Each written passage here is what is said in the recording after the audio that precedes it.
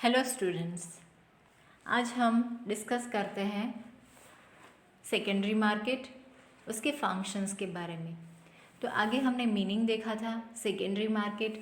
Secondary market जो होता है उसके अंदर अगर ऑलरेडी हमने इशू की गई है शेयर्स, डिबेंचर्स, वैसे सिक्योरिटीज़, तो वो सिक्योरिटीज़ का मार्केट जो होता है वो फर्स्ट टाइम अगर इंट्रोड्यूस होती है तो प्राइमरी मार्केट में जाता है।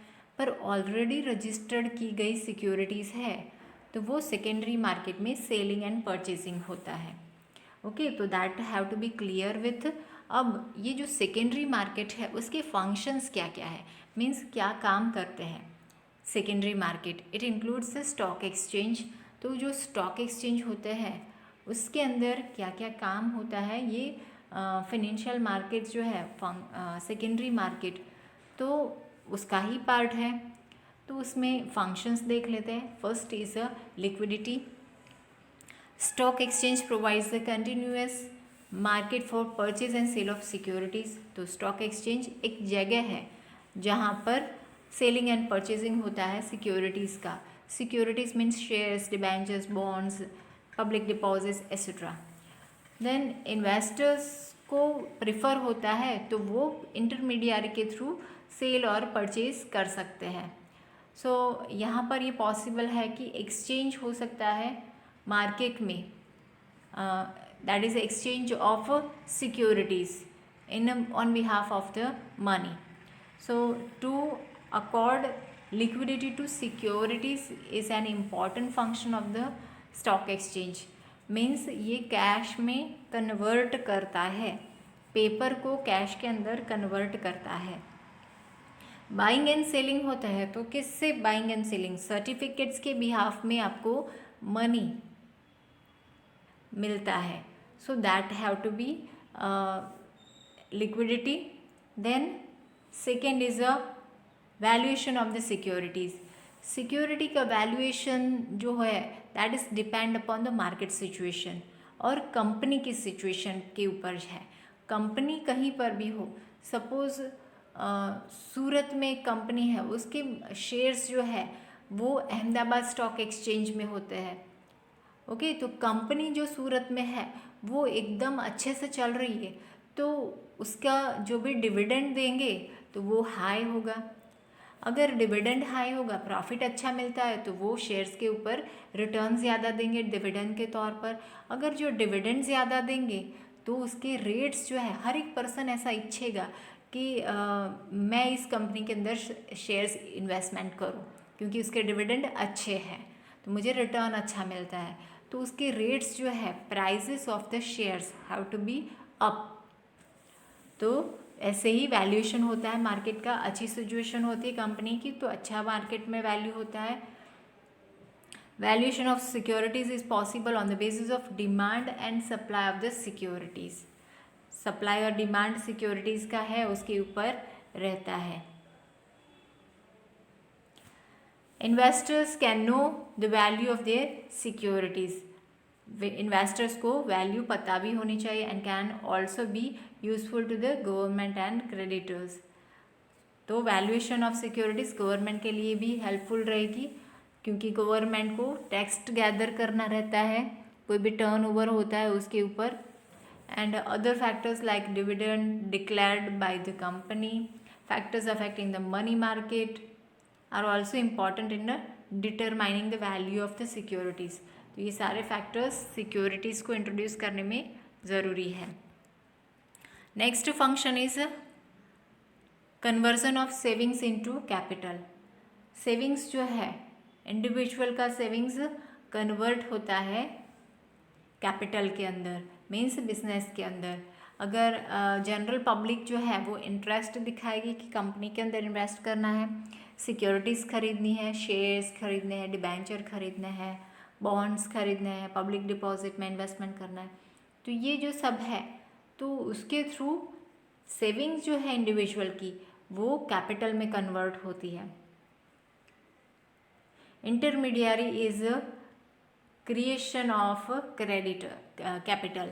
तो स्टॉक एक्सचेंज में डायरेक्टली सेलिंग परचेजिंग नहीं होती है, that is the platform. Stock exchange is the platform through which company can gather the fund, और यहाँ पर इंटरमीडियरी जो है उसके थ्रू ही एक्सचेंज हो सकता है, क्योंकि जब जिसको ज़रूरत होती है उस टाइम पर किसी को सेल नहीं करना होता है, तो वैसे ही रजिस्ट्रार के पास रजिस्टर करवाना होता है कि मुझे इस कंपनी के इतने शेयर्स चाहिए। तो वैसे ही इंटरमीडियरी को अगर पता होगा तो इंटरमीडियरी वैसे पर्सन को ढूंढ के लाते हैं जिसको उस टाइप के शेयर्स डिबेंचर्स चाहिए। So like that, intermediary is necessary for transmission in the stock exchange. Safety in transactions. Transactions जो होते हैं वो सारे ऑनलाइन होते हैं और ट्रांजैक्शंस ब्रोकर के थ्रू होते हैं। इंटरमीडियरी जो ब्रोकर होता है वो ब्रोकरेज लेता है और वो according to the rules and regulations जो भी एक्सचेंज रेट होता है उसके थ्रू ही एक्सचेंज होता है। तो वो सब इंटरमीडियरी जो ब्रोकरेज होता है वो जानते हैं रूल्स एंड रेगुलेशंस, तो ट्रांजैक्शंस जो है वो सेफ होते हैं स्टॉक एक्सचेंज। तो सेफ्टी प्रोवाइड करते हैं इन्वेस्टर्स को। ये जो ट्रांजैक्शंस स्टॉक एक्सचेंज में होते हैं वो ट्रस्टफुल होता है, फेथफुल होता है, क्योंकि वो स्टॉक एक्सचेंज के रूल्स एंड रेगुलेशंस के अंडर में ट्रांजैक्शंस होते हैं। The next is a growth of capital market. Savings of the public can be divided into individual flow due to stock exchange.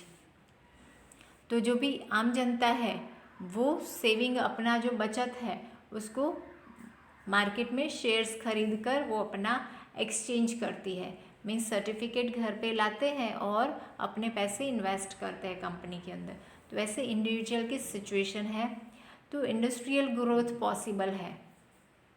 Long term capital industries को मिल जाएगी, public का savings होगा और वो कन्वर्ट हो जाएगी सिक्योरिटीज़ के अंदर। पब्लिक की सेविंग जो है वो सिक्योरिटीज़ में कन्वर्ट हो जाएगी। सो economic development of the country is possible along with the development of capital market. जब कैपिटल मार्केट में ज़्यादा से ज़्यादा टर्नओवर होगा, सेलिंग एंड परचेजिंग जितना ज़्यादा से ज़्यादा होगा तो कैपिटल मार्केट डेवलप होगा, और जब कैपिटल मार्केट ज़्यादा से ज़्यादा डेवलप होगा तो economical development have to be possible. तो मार्केट में जितना मनी सर्कुलेट, जितना ज़्यादा मनी सर्कुलेट होता है उतना economic development more. Then facilities to perform activities, तो जो एक्टिविटीज़ है वो परफॉर्म करने के लिए भी फैसिलिटीज़ मिलती है। एक्टिविटी क्या होती है? Selling and purchasing. तो उसके लिए मेंबर्स बनने पड़ते हैं और स्टॉक एक्सचेंज के मेंबर्स जो होते हैं वही उसके अंदर पार्टिसिपेट कर सकते हैं। तो इन्वेस्टर्स होते हैं, कंपनी एंड द इन्वेस्टर्स दोनों का इंटरेस्ट बना रहे, इसीलिए वो एक प्लेटफॉर्म परफॉर्म करने के लिए जगह देते हैं स्टॉक एक्सचेंज। तो ये मेंबरशिप प्रोवाइड करने की फैसिलिटीज़ देते हैं जिससे वो अपना एक्ट सेलिंग एंड परचेजिंग कर सके। Investors can be involve and industries company can also involve in the market. Then necessary facilities for speculation. Speculation का मतलब है कि सट्टाबाजारी, तो उसके लिए भी एक फैसिलिटीज़ है वो देते हैं। Healthy speculation keep the stock exchange alive. Healthy speculation means market के अंदर जो उतार चढ़ाव है वो नहीं हो सकते, स्टेबिलिटी बनी रहती है स्पेकुलेशन से। स्पेकुलेशन से स्टॉक एक्सचेंज स्ट्रेंथन बनता है, अलाइव बनता है। Stock exchange provides necessary facility for transactions of speculation. Means 2000 का सपोज 100 रुपीज़ में इशू किया हुआ शेयर जो है वो 2000 में सेल हो रहा है, तो कोई पर्सन जो है वो 2010 में ख़रीदना चाहता है, कोई पर्सन 2020 में, कोई पर्सन 2050 में ख़रीदना चाहता है। सो दैट वे स्पेकुलेशन एक एक्टिविटी है जिसके through a person can by the share. जिसकी डिमांड ज़्यादा होती है, डिविडेंड ज़्यादा मिलता है, उसकी डिमांड ज़्यादा रहती है, और रिटर्न जिसका हेल्दी होता है, उसके मार्केट में प्राइजेस भी हाई रहते हैं, तो स्पेकुलेशन के थ्रू ट्रांजैक्शंस होते हैं and that is a legal structure. Speculation within the legal structure have to be performed by the stock exchange. Information provider.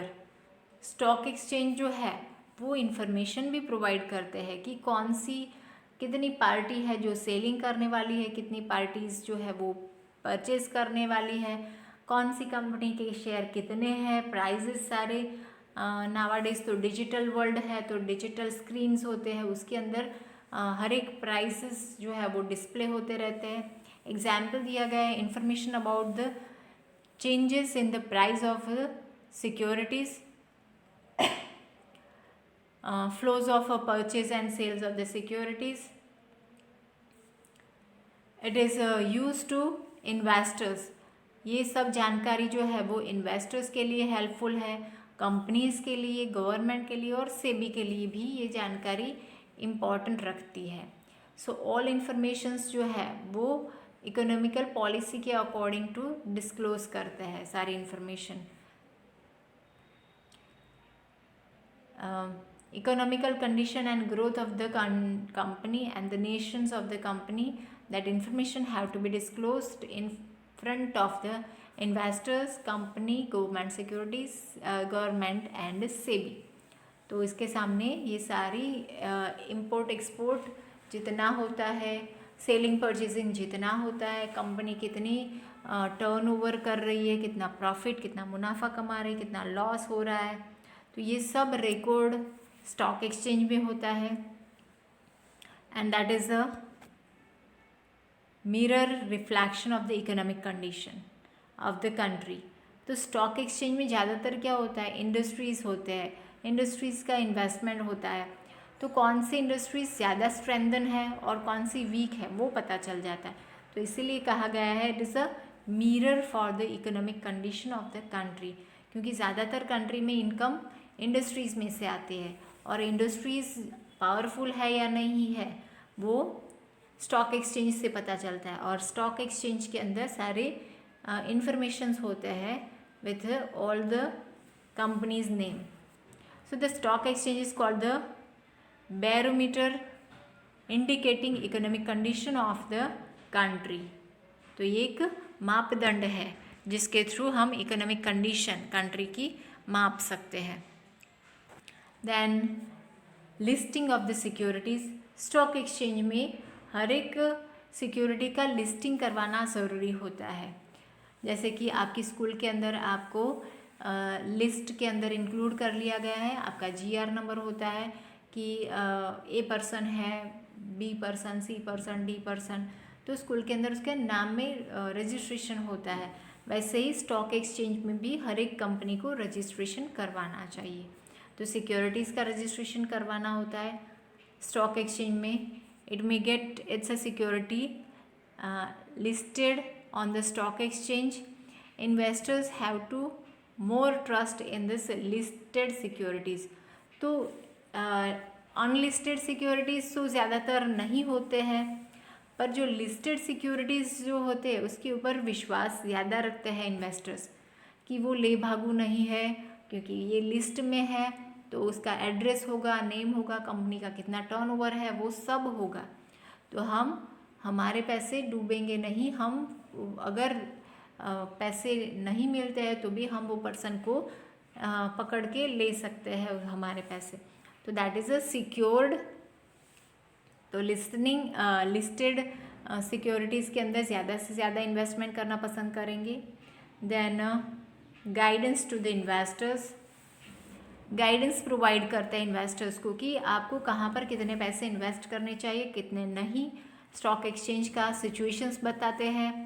Then सारी इन्फॉर्मेशंस कलेक्ट करके इन्वेस्टर्स को प्रोवाइड करते हैं. On the basis of information investors can decide which investment in securities of the company is to be withdrawn and to be invested in which type of securities of the company.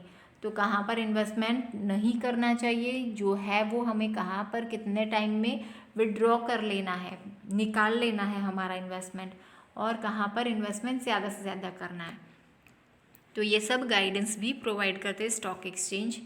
Now except concept of the demat account. Demat account का मतलब है डीमटीरियलाइजेशन। जब आपका shares, debentures, bonds जो है वो physical form में means hard form में आपके हाथ में होता है वो सर्टिफिकेट, अब वो हार्ड फॉर्म में से इलेक्ट्रॉनिक फॉर्म में कन्वर्ट करे, मीन्स वही शेयर्स जो है वो कंप्यूटराइज सर्टिफिकेट्स देकर आपको अकाउंट के अंदर दे, तो that is called the demat account. So in past company physical form में देते थे, पर जनरली नावाडेज जो है वो इलेक्ट्रॉनिक फॉर्म में देते हैं कंपनी के शेयर्स, डिबेंचर्स, ये सब। सो ट्रांसफ़र इजी हो जाता है। फिजिकल फॉर्म तो जमा करवाना पड़ता है, तो उससे डिफ़िकल्टी अराइज होती थी, तो नाउ इलेक्ट्रॉनिक फॉर्म में transmission is easier. Entire process जो होता है लेंथी एंड टेडियस होता था पहले का, और nowadays it is not like difficult elements to eliminate all this difficulties. ये सारी डिफ़िकल्टीज़ जो है उसको रिमूव करने के लिए सिक्योरिटीज़ जो है सारी बॉन्ड्स, शेयर्स, डिबेंचर्स, ये सब के लिए इलेक्ट्रॉनिक फॉर्म में कन्वर्ट करने के लिए डीमेट अकाउंट बनाया गया है। The physical securities are maintain in electronic form by the depository institutions. तो डिपॉजिटरी इंस्टीट्यूशंस जो होते हैं वो डीमेट अकाउंट के अंदर अपना शेयर्स, डिबेंचर्स, सिक्योरिटीज़ रखते हैं। Dematerialization means conversion of physical securities into electronic form through computer. Dematerialization is also known as demat in short. Demat. Investors gets option under Depository Act 1996. ये act खास याद रखना है। इन्वेस्टर्स का जो depository act 1996 to hold security either in physical form और dematerialized form.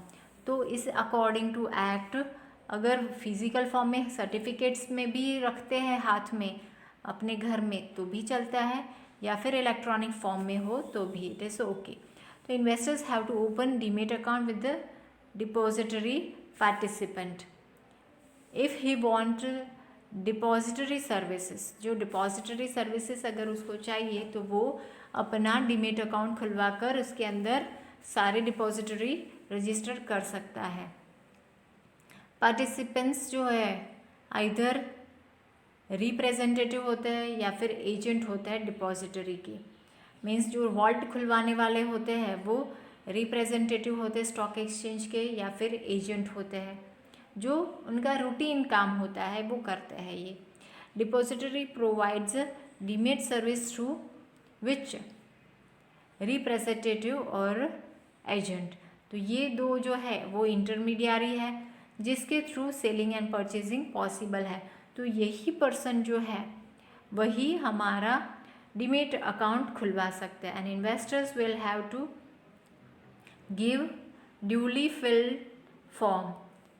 तो form fill करके देना है, रिक्वायरमेंट जो होती है वो, and depository participants for opening demat account. तो ये फॉर्म जो है वो अंदर इंफॉर्मेशन फीड करेंगे तो आपका डीमेट अकाउंट ओपन हो जाता है, जिसके थ्रू आप मार्केट में सेलिंग एंड परचेजिंग कर सकते हो, सेकेंडरी मार्केट ऑपरेट कर सकते हो as a investors. Now depository जो है वो नेक्स्ट सेशन में हम देखेंगे। Till that thank you.